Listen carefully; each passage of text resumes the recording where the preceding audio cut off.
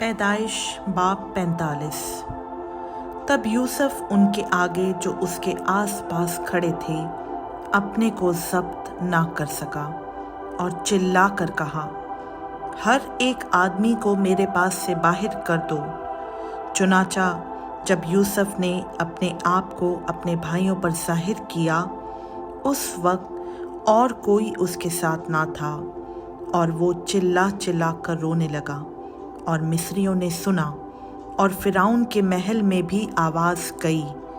और यूसुफ ने अपने भाइयों से कहा, मैं यूसुफ हूँ, क्या मेरा बाप अब तक जीता है? और उसके भाई उसे कुछ जवाब ना दे सके, क्योंकि वो उसके सामने घबरा गए। और यूसुफ ने अपने भाइयों से कहा, ज़रा नज़दीक आ जाओ। और वो नज़दीक आए। तब उसने कहा, मैं तुम्हारा भाई यूसुफ हूँ, जिसको तुमने बेचकर मिस्र पहुँचवाया।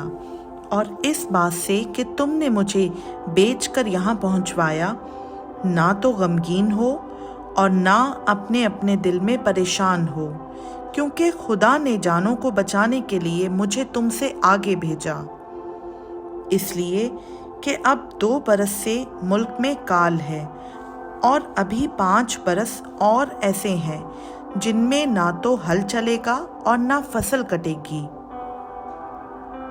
और खुदा ने मुझको तुम्हारे आगे भेजा ताकि तुम्हारा बकिया ज़मीन पर सलामत रखे और तुमको बड़ी रिहाई के वसीला से ज़िंदा रखे। बस तुमने नहीं बल्कि खुदा ने मुझे यहाँ भेजा, और उसने मुझे गोया फ़िरौन का बाप और उसके सारे घर का खुदावंद और सारे मुल्क के मिस्र का हाकिम बनाया। सो तुम जल्द मेरे बाप के पास जाकर उससे कहो, तेरा बेटा यूसुफ यूं कहता है कि खुदा ने मुझको सारे मिस्र का मालिक कर दिया है। तू मेरे पास चला आ, देर ना कर। तू जशन के इलाका में रहना, और तू और तेरे बेटे और तेरे पोते और तेरी भेड़ बकरियां और गाय बैल और तेरा माल उमिता, ये सब मेरे नज़दीक होंगे। और वहीं मैं तेरी परवरिश करूँगा, ताना हो कि तुझको और तेरे घराने और तेरे मालो मिता को मुफलसी आ दबाए, क्योंकि काल के अभी 5 बरस और हैं। और देखो, तुम्हारी आँखें और मेरे भाई बनियामीन की आँखें देखती हैं कि खुद मेरे मुंह से ये बातें तुमसे हो रही हैं। और तुम मेरे बाप से मेरी सारी शानो शौकत का जो मुझे मिस्र में हासिल है और जो कुछ तुमने देखा है सब का जिक्र करना, और तुम बहुत जल्द मेरे बाप को यहाँ ले आना। और वो अपने भाई बनियामीन के गले लगकर रोया, और बनियामीन भी उसके गले लगकर रोया।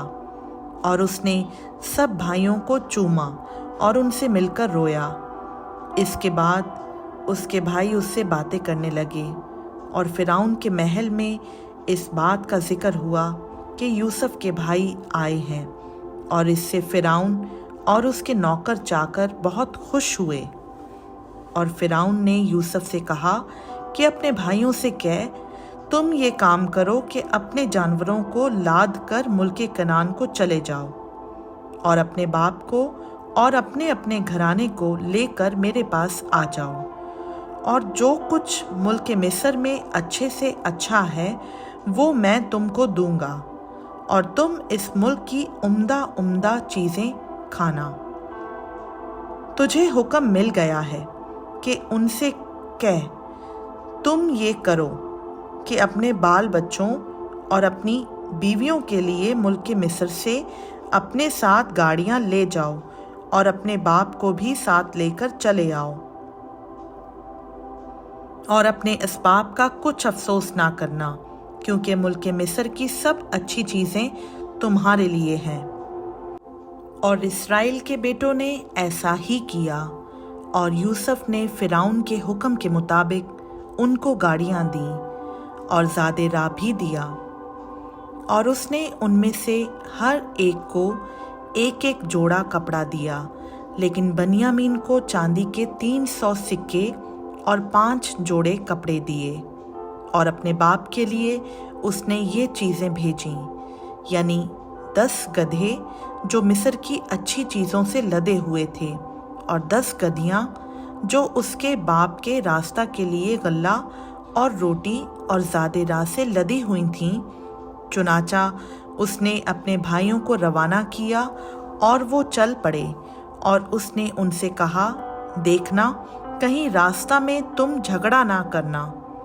और वो मिस्र से रवाना हुए और मुल्क कनान में अपने बाप याकूब के पास पहुँचे और उससे कहा, यूसुफ अब तक जीता है और वही सारे मुल्क मिस्र का हाकिम है। और याकूब का दिल धक से रह गया क्योंकि उसने उनका यकीन ना किया। तब उन्होंने उसे वो सब बातें जो यूसुफ ने उनसे कही थीं बताईं। और जब उनके बाप याकूब ने वो गाड़ियां देख लीं जो यूसुफ ने उसके लाने को भेजी थीं, तब उसकी जान में जान आई। और इसराइल कहने लगा, ये बस है कि मेरा बेटा यूसुफ अब तक जीता है। मैं अपने मरने से पेशतर जाकर उसे देख तो लूँगा। खुदावंद का पाक कलाम का पढ़ा, सुना, समझा और कबूल किया जाना हम सबों के लिए बाइस बरकत हो। आमीन।